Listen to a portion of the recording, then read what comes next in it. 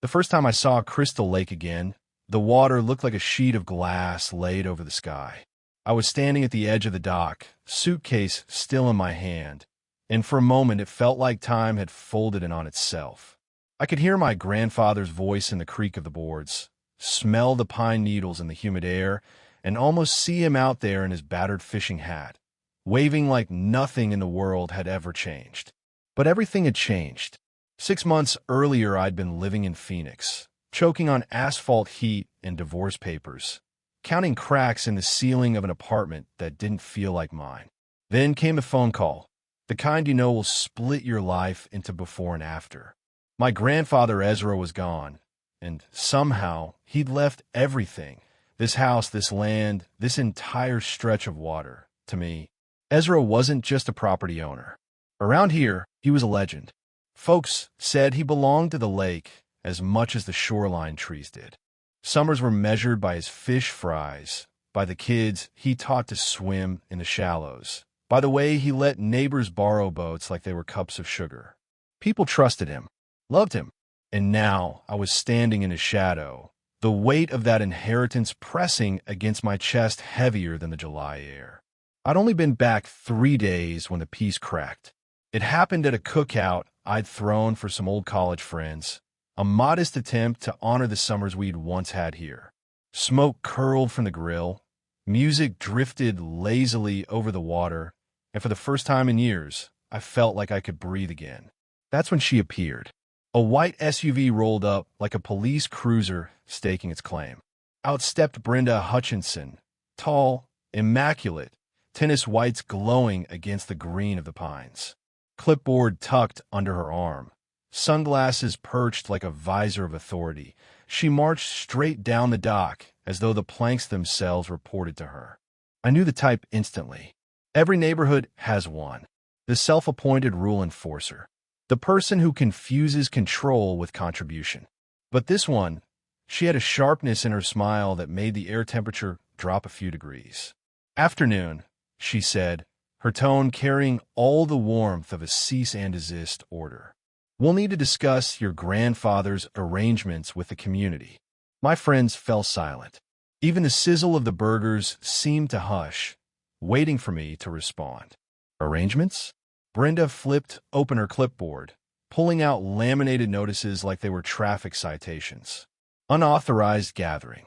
Improper guest protocols. Violation of community standards. I laughed, assuming it was some bizarre neighborhood prank. But her eyes didn't blink. They locked on mine with the certainty of someone who believed every word written on that paper. "Excuse me," I said, still half smiling. "This isn't just your property," she replied smoothly. "Your grandfather understood that. He cooperated with community needs. We'll expect the same from you." And just like that, the joy drained out of the dock. My friends exchanged uncomfortable looks, beers lowered halfway to their lips. The lake itself seemed to hold its breath. I wanted to tell her to leave, to toss her clipboard into the water, to remind her that my grandfather had given more to this community than she'd ever know. But something in her confidence made me pause. This wasn't a casual neighborly request. This was a claim, a challenge.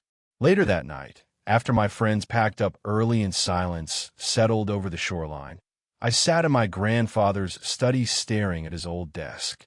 A place that had always smelled of cedar and pipe smoke, cluttered with maps, fishing licenses, and yellowing newspaper clippings about conservation projects he'd fought for. Brenda's words kept echoing. "This isn't just your property." It was ridiculous, wasn't it? The deed was clear. The will was clear.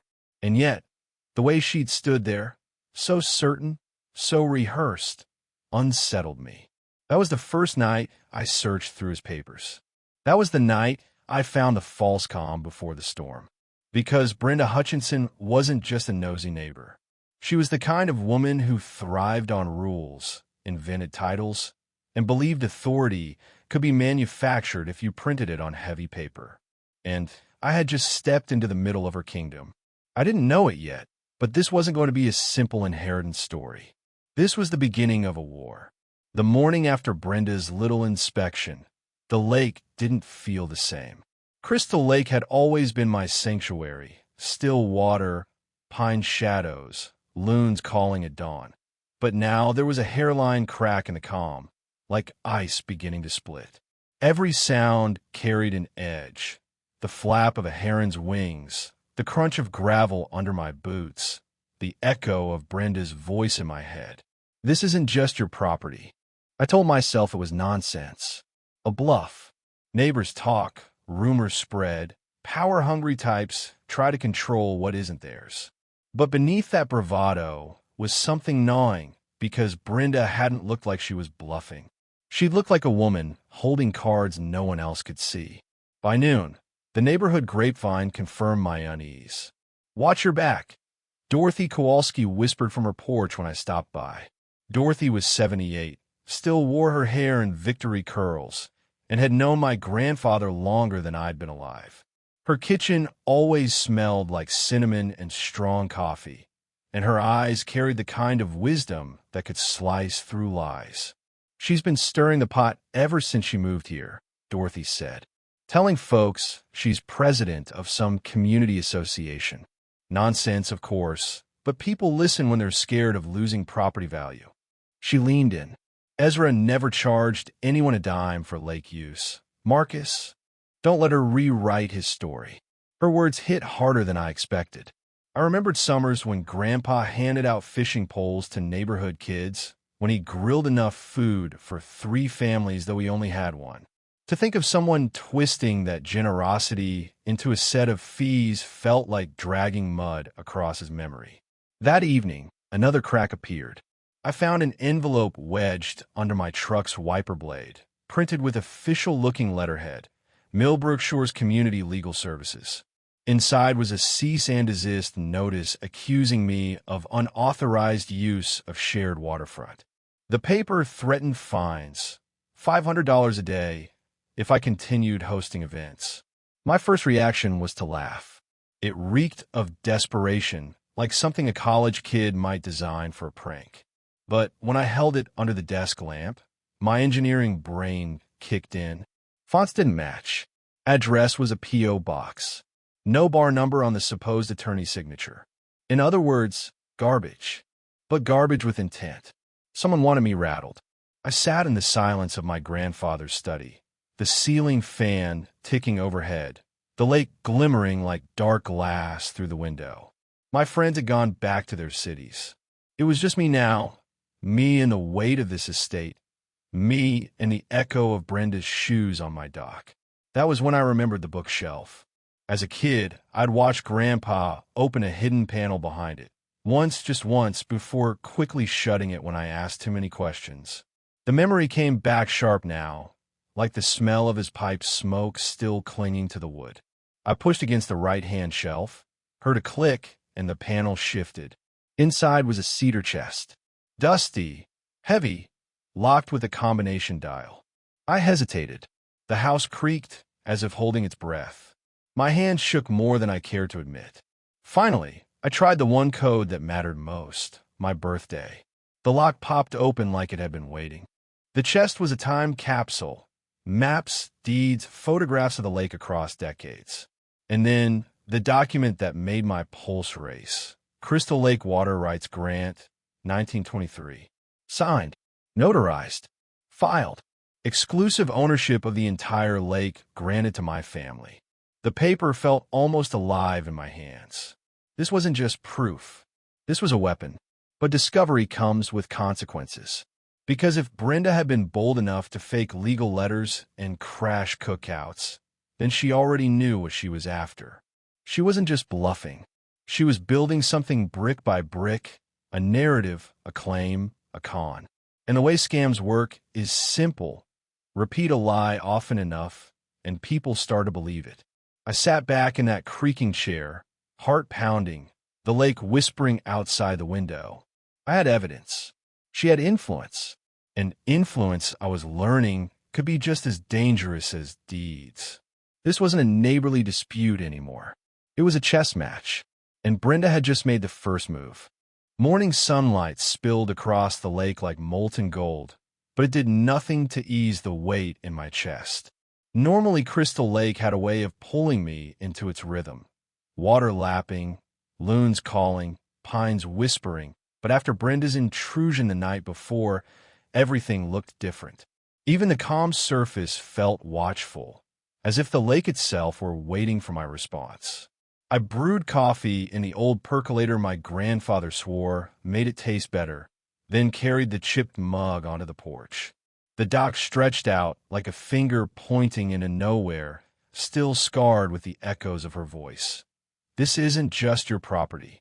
At first, I told myself not to let it matter. People talk. Some folks like to flash authority where there is none.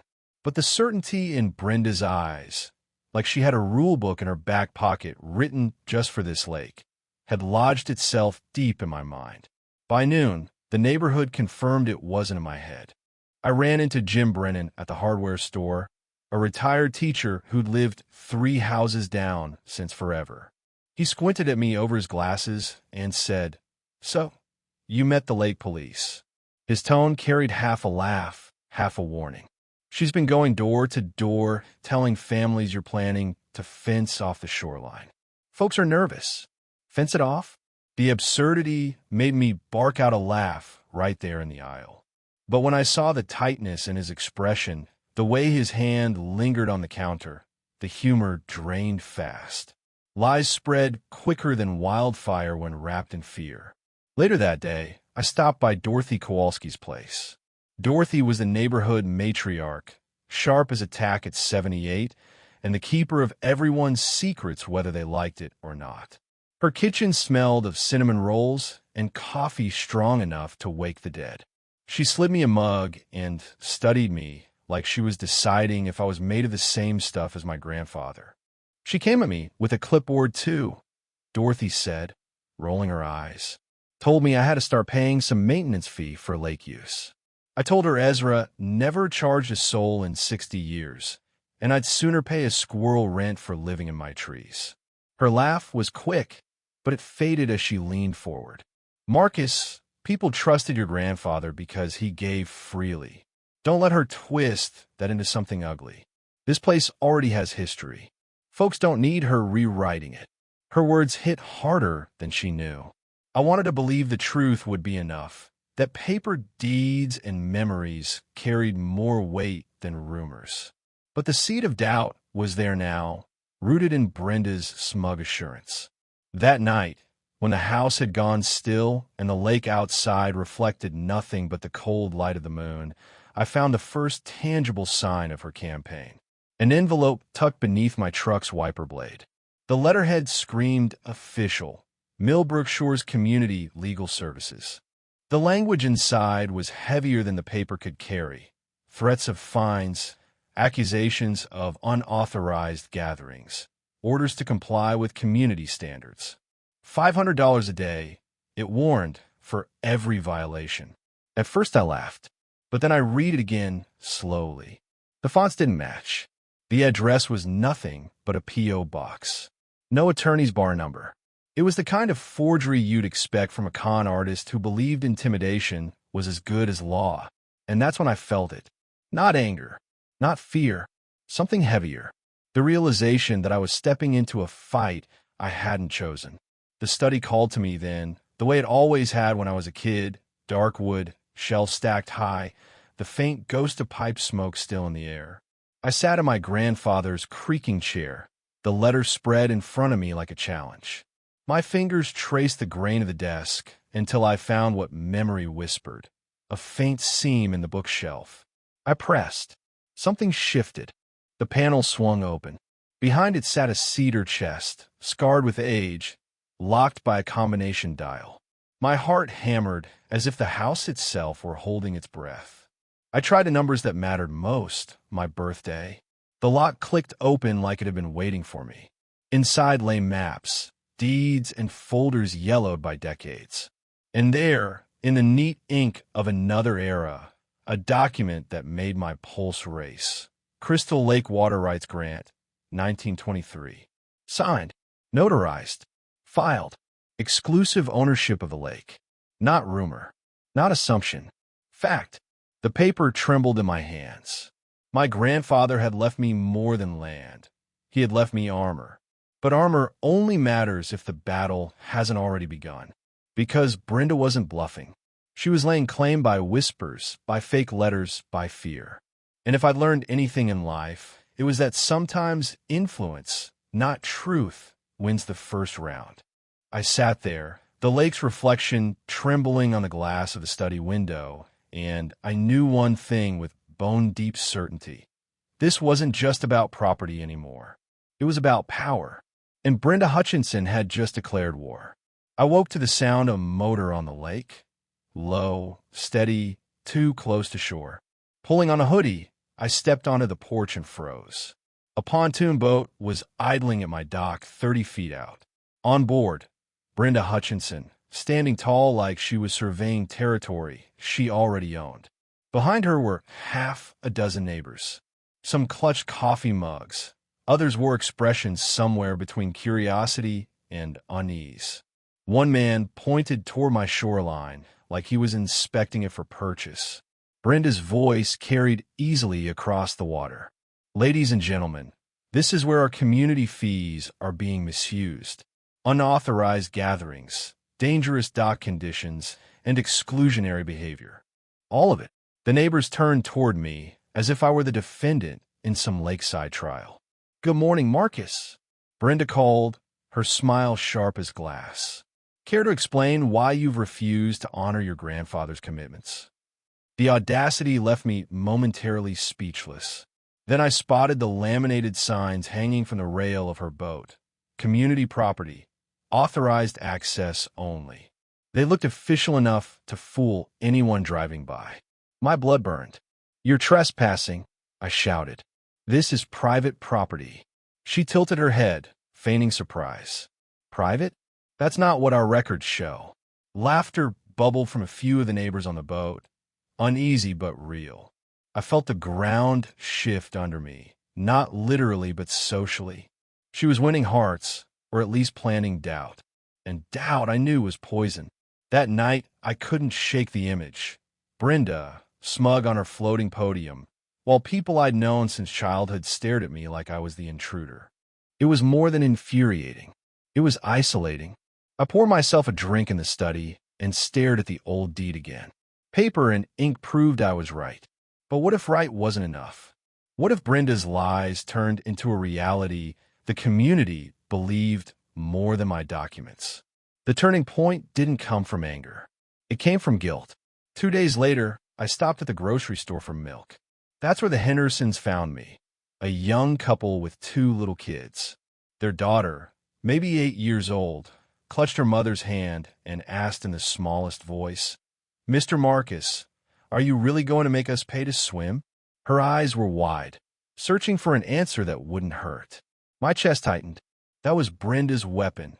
She was using children, bending their innocence into leverage. "No," I said softly, kneeling so I could meet her eyes. "You'll always be welcome to swim here. Always." But as they walked away, the mother's nervous glance told me my words hadn't erased the seed Brenda had planted. That night, I made a decision. If Brenda was going to play dirty, I'd stop waiting for her to burn herself out. I'd take the fight to her. I gathered Dorothy and Jim at my kitchen table. Dorothy showed up with a tin of cookies, Jim with a yellow notepad already filled with scribbles. Their loyalty warmed me, but their worry was written plain. "She's collecting money," Jim said bluntly. $200 a month from nearly 24 families. Been doing it for a while. My jaw clenched. Fraud wasn't just rumor anymore. It was profit. Dorothy leaned across the table, voice low.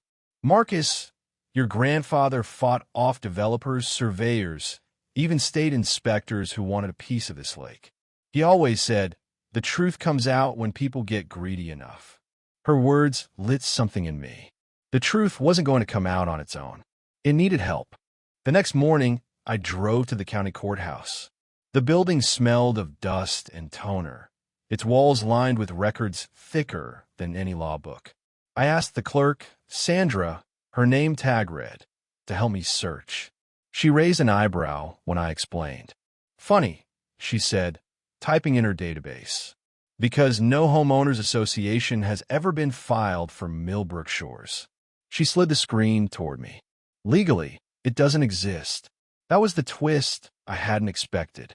Not only was Brenda lying, she was building her empire on air. A phantom HOA, conjured from confidence and paperwork she'd invented. I left with copies of deeds, surveys, and maps stacked high under my arm. Proof enough to bury her claims. Proof enough to light the first fire. But as I stepped back into the sunlight, documents pressed against my chest, a strange unease lingered. Because Brenda hadn't built her scheme alone.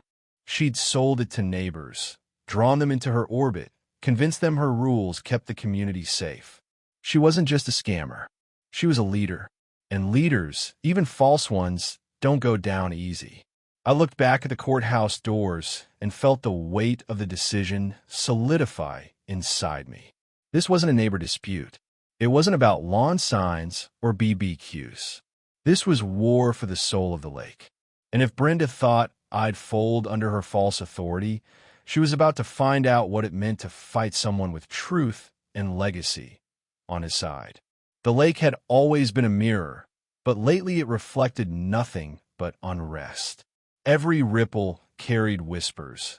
Every gust of wind seemed to spread Brenda's version of the story farther across Millbrook. At first, it was subtle. Neighbors who once waved now averted their eyes. The Kowalski boys stopped fishing at my dock. Families who used to let their kids splash in the shallows kept them on shore. The silence stung more than open hostility. Then came the flyers. I found one taped to my mailbox, printed on cheap colored paper. Community meeting, Thursday, 7 p.m. Topic: waterfront access and safety concerns. Hosted by HOA President Brenda Hutchinson. I wasn't invited. By dusk, Dorothy was on the phone, voice shaking with anger. That woman's telling people you're planning to fence off the entire shoreline.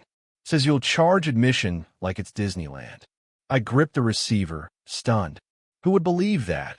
People who are scared, she said flatly. And she knows how to scare them. It was working. The very next morning, I ran into the Hendersons again at the grocery store. The little girl wouldn't look at me this time. Her mother pulled me aside, voice tight. Brenda says your grandfather promised the lake would always be open, that you're breaking his word.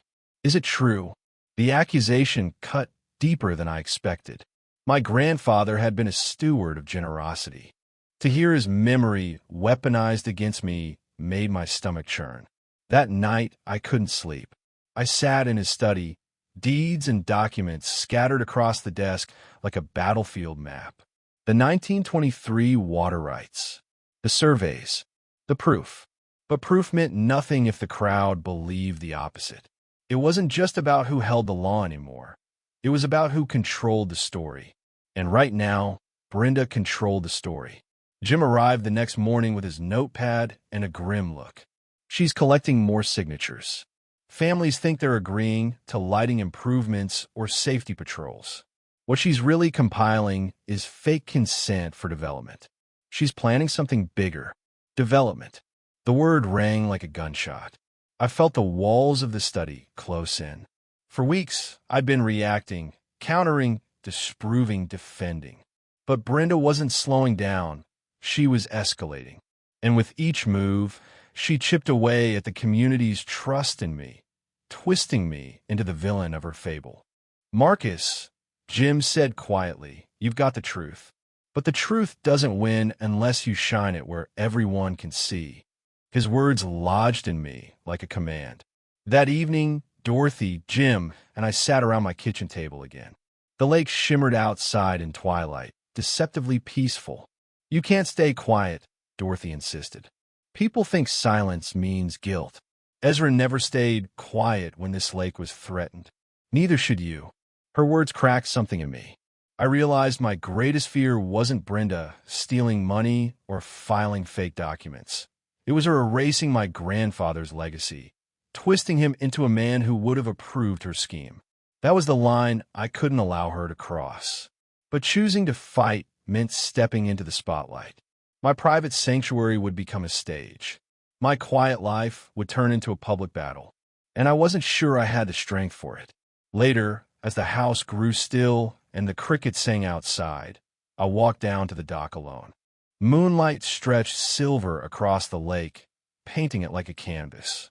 I stood where my grandfather had once taught me to fish and whispered into the night, "I don't know if I can do this." The water gave no answer, but in the silence, I remembered his voice. "The lake doesn't belong to any one of us, Marcus. We're just caretakers until the next generation takes over." Caretaker. That's what I was now, whether I wanted to be or not. The next morning, I made my choice. I would no longer sit back while Brenda spread her poison. If she wanted to drag the community into a meeting built on lies, I'd show up with the truth in hand. Not just the deeds, not just the law, but the heart of what this lake had always been. Still, as I gathered my papers and prepared for Thursday night, unease gnawed at me. Because deep down, I knew Brenda wouldn't fold quietly. She wasn't the kind to surrender when exposed. And if I stepped into that meeting, I wasn't just walking into an argument. I was walking into a trap. The community center smelled of burnt coffee and nervous sweat. Folding chairs scraped across linoleum as neighbors shuffled in, murmurs rising like static. At the front of the room stood Brenda, haloed by fluorescent light, her white blazer crisp, her clipboard gleaming like a weapon. Behind her, a projector screen glowed with the words, "Protecting our community, securing the lake's future." I stood at the back, deeds clutched in my hand, heart pounding so hard it drowned out the chatter. Dorothy squeezed my arm before slipping into a chair, Jim nodding grimly beside her. Brenda opened with a smile that could cut glass. "Friends and neighbors," she began, her voice smooth as silk, "we stand at crossroads. Without proper management, our beloved Crystal Lake is in danger. Overcrowding, safety risks, declining property values. But together, under this association, we can preserve it for generations." Applause scattered across the room. Not overwhelming, but enough. My stomach tightened. She clicked to the next slide. Photos from my cookout, kids splashing, beer bottles on the dock. The captions screamed liability, recklessness, danger. Each image twisted into proof of her argument. And without action, she warned, we risk lawsuits that could bankrupt families. That's why we've secured signatures, 40 households, supporting a structured lake management plan. She held up a folder thick with papers, her eyes glinting. The time has come to protect ourselves. The murmurs grew louder. I could see doubt hardening into belief. She had them. And then something inside me snapped. I stepped forward. The creak of the floorboards silenced half the room. Brenda froze mid-sentence, her smile faltering as the crowd turned. "Mrs. Hutchinson," I said, loud enough for everyone to hear. "Fascinating presentation. But I have a question." Dozens of eyes tracked me as I reached the front. I laid my folder on the table beside her laptop. My hands didn't shake. Not anymore.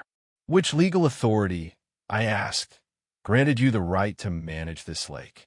The silence that followed was sharp enough to hurt. Brenda's smile twitched. "Your grandfather's agreements with the community. Verbal agreements?" I cut in.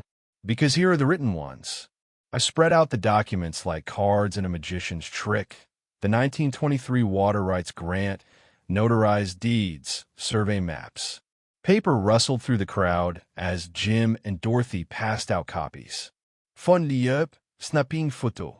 These aren't stories. They're county records. This lake is private property owned by my family for a century. And some of you here, I gestured to 3 families in the front row, also own your shoreline rights. None of us granted management authority to anyone. The murmurs rose, turning into a swell of confusion and anger. People flipped through the papers, whispering to each other. Brenda's face shifted colors, white to pink to blotchy red. "These documents are outdated," she snapped. "Modern standards override," but she never finished. Because I held up the final blow, photocopies of her fake invoices, her cease and desist letters, Even bank records Dorothy had gathered showing monthly deposits into her so-called community fund. Outdated, I said softly, or inconvenient, because this isn't management. It's fraud. Gasps cut through the room. One man shot to his feet. We've been paying you $200 a month. What for? Another woman clutched the packet with trembling hands. You said this was required. The room turned, eyes no longer on me but on her. Brenda's poise cracked. She slammed her clipboard shut, voice rising to a shriek. You don't understand. Without me, this place will fall apart. I protected you. Protected? Dorothy's voice cut through like a bell. Ezra Thornfield never charged a penny in 60 years. You didn't protect us, Brenda. You robbed us. The crowd erupted.